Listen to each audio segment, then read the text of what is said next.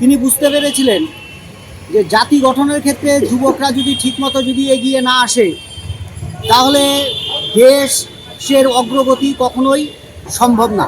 এই বার্তা তিনি দিয়েছেন এবং বিভিন্ন প্রবন্ধ, বিভিন্ন গ্রন্থেও তিনি যুব সমাজকে এগিয়ে আসার জন্য তিনি আহ্বান জানিয়েছিলেন। আমাদের যারা অভিভাবক যারা রয়েছেন, তারা প্রত্যেকেই তাদের ছেলে মেয়েদেরকে প্রথাগত শিক্ষার দিকেই তারা বেশি যোগ দিচ্ছেন, অর্থাৎ পাঠ্যপুস্তকের যে শিক্ষা, সেই শিক্ষার দিকেই তারা ছেলে মেয়েদেরকে এগিয়ে দিচ্ছেন এবং নম্বর পাওয়ার জন্য একটা প্রতিযোগিতা চলছে, সেই দিকেই তারা বেশি অগ্রসর হচ্ছেন। স্বামীজির যে আদর্শ, সেই স্বামীজির আদর্শ সম্পর্কে আমাদের বর্তমান প্রজন্মের যে ছেলেমেয়েরা কতটুকু জানতে পারছে বা কতটুকু তারা শিখছে, সেই ব্যাপারে আমি একটু সন্দেহ প্রকাশ করছি।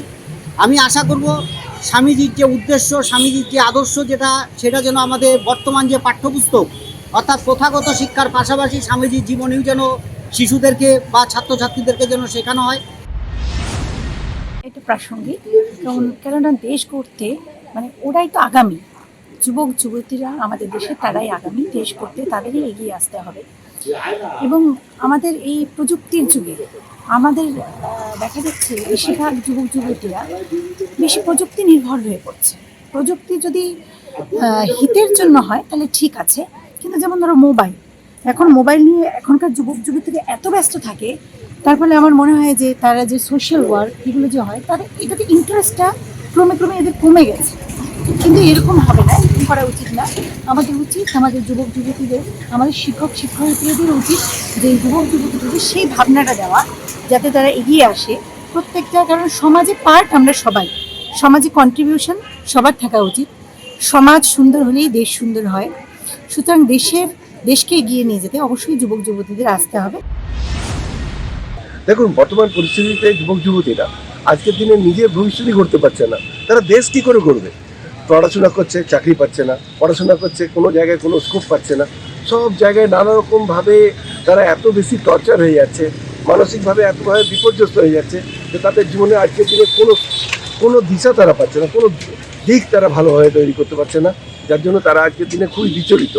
তাই জন্য তাদেরকে দিশা যদি না দেখানো হয়, তাহলে তার দেশ তো নিজের যদি না জীবন করতে পারে, তাহলে দেশ করবে কি করে বলুন? আমাদের যুব সমাজ এই মুহূর্তে, ভারতবর্ষের যুব সমাজ যেদিকে চলছে, তাতে স্বামী বিবেকানন্দই আমাদের আদর্শ পুরুষ। স্বামী বিবেকানন্দই বলছেন যুব সমাজকেই সব কিছুর দায়িত্ব নিতে হবে।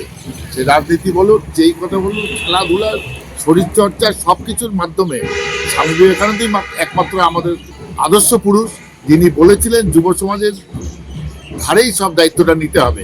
আমি মনে করি এটাই যুক্তিযুক্ত। এই মুহূর্তে ভারতের বর্ষের যুব সমাজ যেদিকে চলছে, তাকে যদি সঠিক পথে, সঠিক লাইনে আনতে হয়, স্বামী বিবেকানন্দ তার আদর্শ পুরুষ। আমরা যেন গর্ব করে বলতে পারি স্বামী বিবেকানন্দের উত্তরসূরি আমরা। বর্তমান পরিস্থিতি খুবই চিন্তাজনক।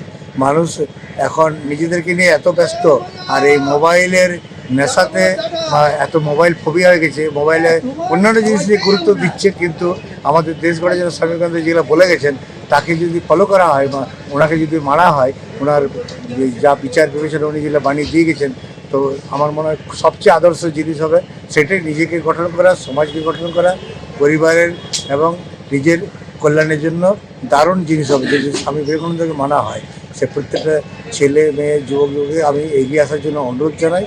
এবং আমরা নিজেরা লক্ষ্য করেছি যে স্বামী বিবেকানন্দকে যারা ফলো করেছে, বিশ্বের যে কোনো দেশ বা আমাদের দেশে তারা প্রত্যেকেই ভালো আছে।